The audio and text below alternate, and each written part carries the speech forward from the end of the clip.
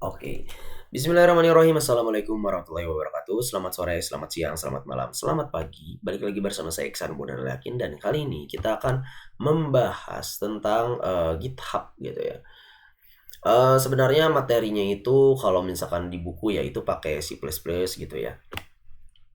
Cuman dikarenakan kita menggunakan Chromebook gitu ya yang terbatas, tidak bisa menginstal Visual Studio Code, maka saya merancang lagi gitu ya atau merancang kembali eh pembelajarannya ini menggunakan GitHub gitu ya. Jadi kita akan belajar HTML, CSS, PHP atau JavaScript aja gitu ya.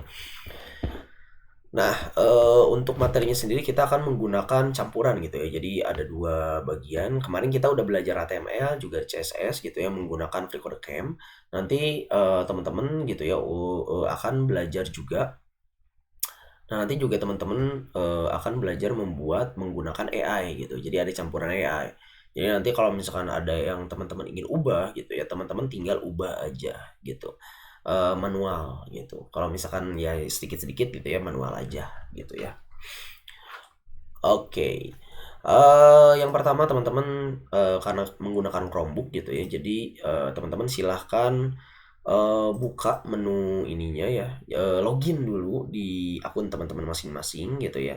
Nah, kalau udah login sampai keluar akun teman-teman, itu tinggal langsung aja buka GitHub gitu. GitHub biasa ya, GitHub. Nah, nanti akan muncul halaman seperti ini gitu ya, di GitHub-nya. Kalau udah tinggal klik aja gitu ya. Nah, nanti untuk halaman pertamanya ketika login gitu ya, udah login nih ya. Kalau udah login nanti halaman pertamanya itu seperti ini. Tapi kalau misalkan belum login, kalau misalkan nanti teman-teman buka terus tiba-tiba seperti ini, teman-teman sign out dulu gitu ya. Dibiasain sign out dulu.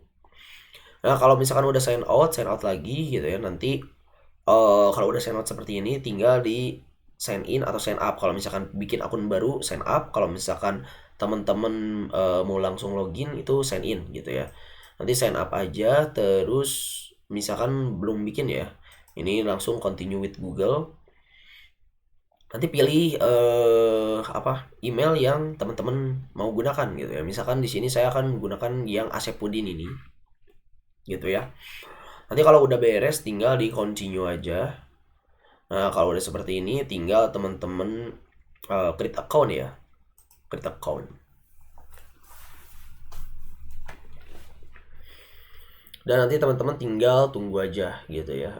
Sampai nanti masuk ke halaman dashboard utama gitu ya. Nanti untuk awalan dia tampilannya itu seperti ini, beda dengan yang saya tadi gitu ya.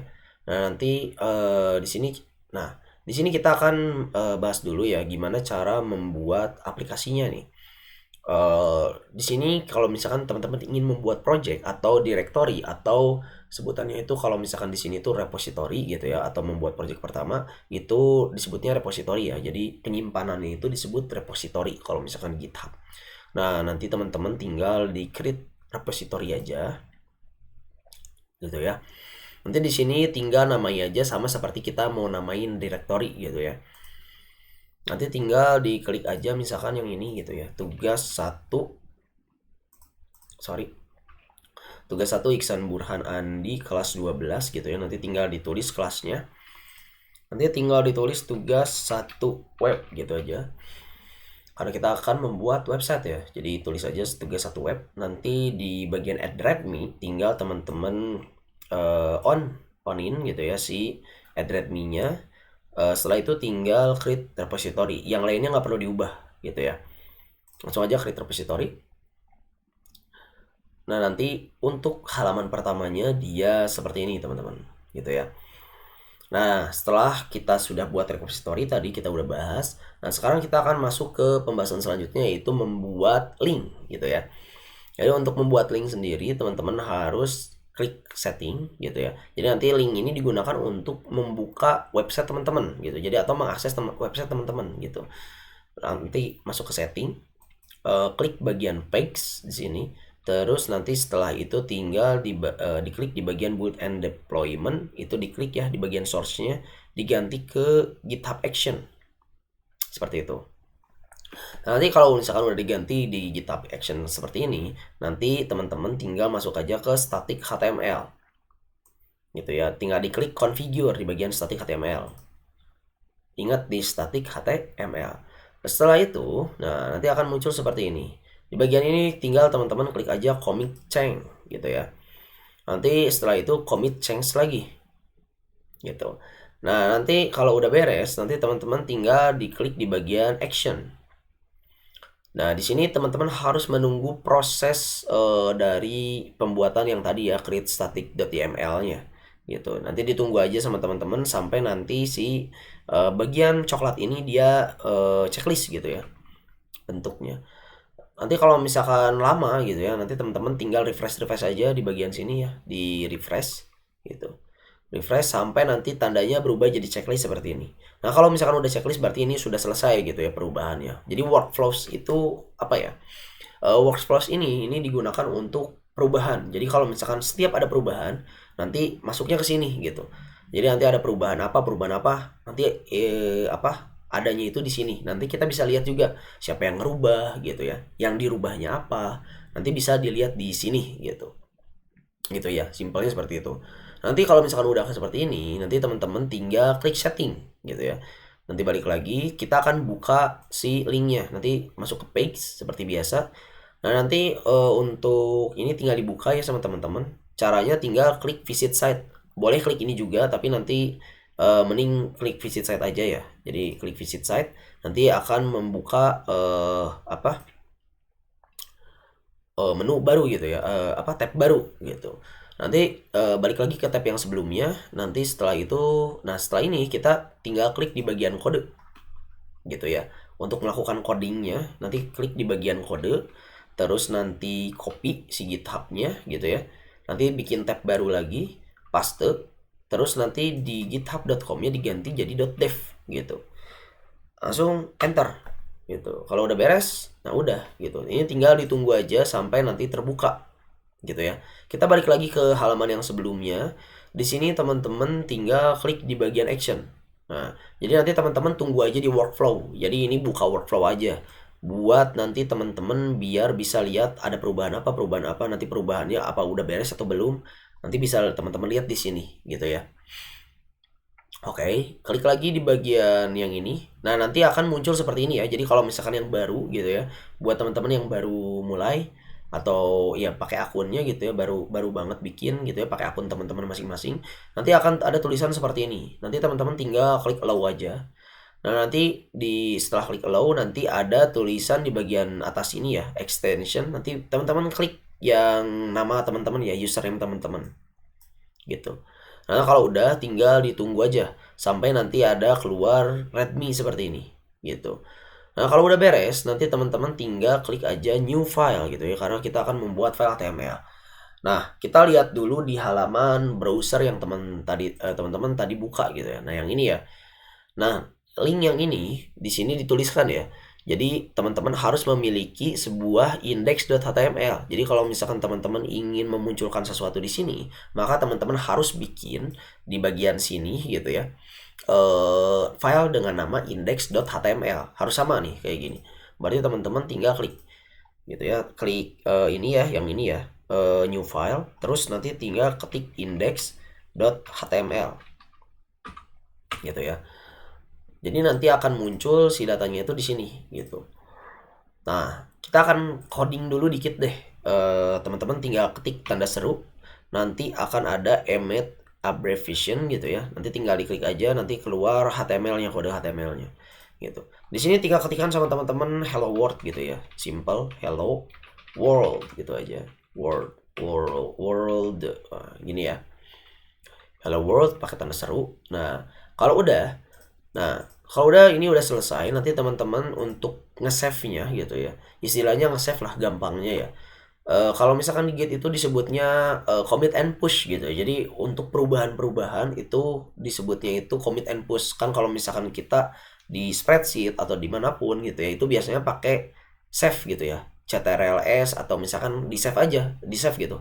Kalau misalkan mau bikin sesuatu di save gitu, disimpan seperti itu ya. Nah, cara nyimpen ya kalau di sini pakai commit and push gitu. Jadi ada yang disebut commit and push. Commit and push itu apa? Untuk menyimpan gitu. Menyimpan apa yang berubah gitu di dalam kode kita gitu. Nah, disebutnya commit and push gitu ya. Nah, untuk melakukan commit and push, teman-teman tinggal klik aja. Nah, teman-teman tinggal ketik aja message. Message ini adalah perubahan apa yang teman-teman ubah gitu. Misalkan di sini kita tuliskan ya version 1.0 misalkan, atau bebas teman-teman mau ngetikin apa juga bebas gitu ya, nggak perlu sama kayak saya, nggak perlu sama kayak saya. Teman-teman bisa ketik bebas gitu ya. Tulis gini doang juga bisa, perubahan misalkan itu bisa gitu ya. Jadi teman-teman ketikin aja bebas ya, kalau mau sama kayak saya boleh, biar nggak pusing juga version gitu ya, version gitu ya, version. Nanti di bagian sini kita tuliskan misalkan 0.1 karena kita baru mulai gitu ya. Penambahan misalkan, tinggal ketikin penambahan apa ya, kode, ini aja, pembuatan file dan penambahan kode di HTML gitu misal. Nah, kode HTML gitu aja, sorry, karena kita cuma buat file HTML ya. Nah, version 0.1 pembuatan file dan penambahan kode HTML gitu. Misalkan seperti ini untuk versi berapa? 0.1. Nah, setelah itu gimana? Nanti teman-teman tinggal commit and push gitu. Commit and push gitu ya. Nah, nanti kalau udah ini belum beres teman-teman. Jadi nanti teman-teman harus klik dulu di bagian workflow. Nanti tinggal di refresh bagian workflow-nya. Nah, nanti ada version 0.1.